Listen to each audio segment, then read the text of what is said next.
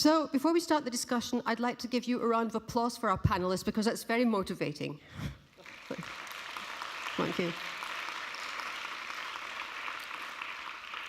Okay, to start us into the discussion, we're going to stay with climate change for the moment. You probably expect me to say ladies first. I'm not going to do that, not because I'm not politically correct or I feel sorry for the men, but quite simply because we only have one and I'm going to save her up for later. So instead of that, we're going to start with our climate change specialist, Richard Klein, from the Stockholm Environment Institute. What message do we need to get across with regard to climate change? Is Catastrophe Sells relevant when it comes to communicating climate change issues? Thank you. I would say that there's at least two messages, just to make things more complicated. I would say the first one, very basic, is that climate is not the same as weather. We see a lot in the newspapers about weather events, extreme events, and immediate links are being made to climate change, which may or may not be justifiable, but it certainly makes the communication of climate policy, and I'll hope to say a little bit more about that in a minute, more difficult when every weather event is directly linked to climate change and thereby climate politics. I think the second message is one of uncertainty, and I know that that's something that media at times have difficulties with. Certainly, maybe up to 10, 15 years ago, there was certainly in the academic community uncertainty about whether or not climate change was happening, whether or not it was caused by humans, what the impacts would be. And there were all these debates going on about, is it the sun, is it mankind, and so on. And that's, of course, interesting for media, and I think science also benefits from these debates. I think it's fair to say that that kind of uncertainty really doesn't exist anymore in the academia, whether or not climate change is happening and whether or not humans are the cause of it. That doesn't mean that there's not an awful lot of uncertainty left. First of all, what will climate change mean at the local level? But also uncertainty about what is the best way of going about it. And that's where climate change science becomes climate policy or climate politics, which is, of course, also studied by academics, but by different types of academics. And I think the debate, for example, after the Stern Review, about whether or not the timing of climate policy was urgent, how strong one should enter these political debates at the UN. Yes, there is uncertainty there. Economists have different assumptions, different models, and different outcomes. And I think it's fair to say that there is a debate going on, and that needs to be reported. But it's a different kind of uncertainty. It's not uncertainty about whether or not climate change is happening. It's uncertainty about what are the best options, what's the best timing of the options, and who should take the initiative, for example. Now, whether or not catastrophe sells, I'm sure it does. I'm not sure, though, if it's particularly helpful to emphasize catastrophes, or bikinis for that matter, if you want to get the message across. I think if you take the hot summer in 2003 in Europe, or Hurricane Katrina, if you want to focus on the impact, the catastrophe, and link it to climate change, I think it would certainly confirm many people in their beliefs, and that's good, but it would also, at the same time, I think, put off people. And I think people are getting jaded about climate change.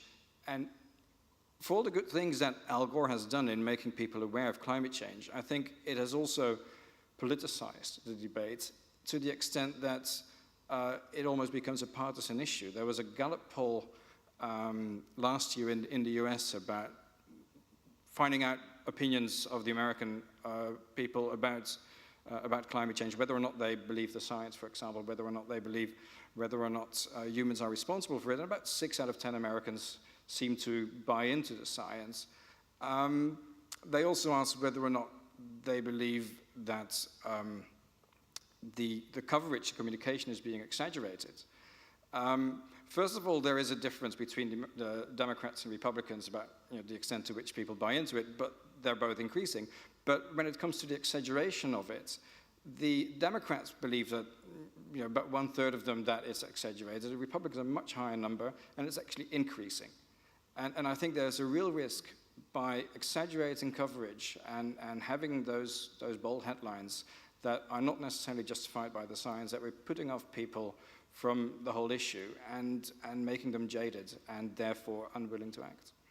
Okay, thank you very much for that opener. I think you've brought us, I mean, that is the dilemma which faces especially as journalists and the media. How do we get the message across without having this, the problem of people being jaded or of having overkill?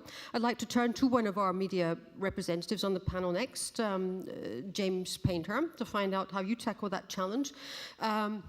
James, the BBC, for instance, has a long-standing reputation for objective journalism, for quality, for not opting for sensationalism, if you'd like to call it that. But there's a lot more competition on the media market than there used to be, and things are changing dramatically. So, you know, to what extent do publicly funded stations and media have to adapt to keep up with the competition? To what extent do you think that there is a move towards more sensationalism, or do we even find ourselves, do you find yourself compromising sometimes on values and standards to hold the attention of the masses to make sure that they don't get jaded?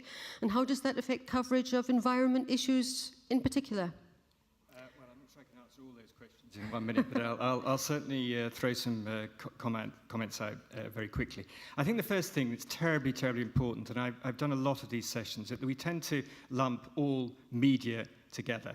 And, you know, in most advanced media landscapes now, point number one is it's a very fractured media environment. There's new forms of media pushing through, and certainly the BBC, we're putting an enormous amount of effort now into citizen journalism, user-generated content.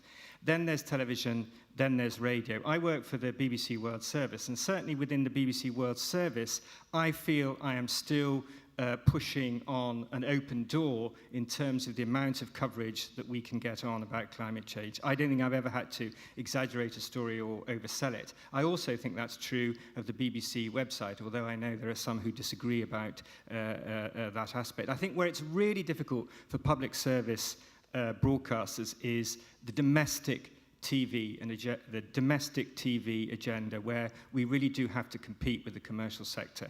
And if you talk to the TV correspondents, my colleagues, which I did before coming here, I think they will make 2 or 3 key points. The first is there's undoubtedly, amongst editors, who are the key gatekeepers, they're the key people who are making the decisions about what goes on air, there's a certain amount of fatigue with climate change. The second thing is, since the Lehman Brothers collapse, you know, there's only been one huge story in town, and it's been very difficult on TV news bulletins to compete with the global economic crisis and the way that's playing out. Do we have to be more sensationalist? I wouldn't use the word sensationalist. I think what we do have to do is be more imaginative, find new ways of reporting it, find sharper ways of reporting it, particularly for picture-led reporting.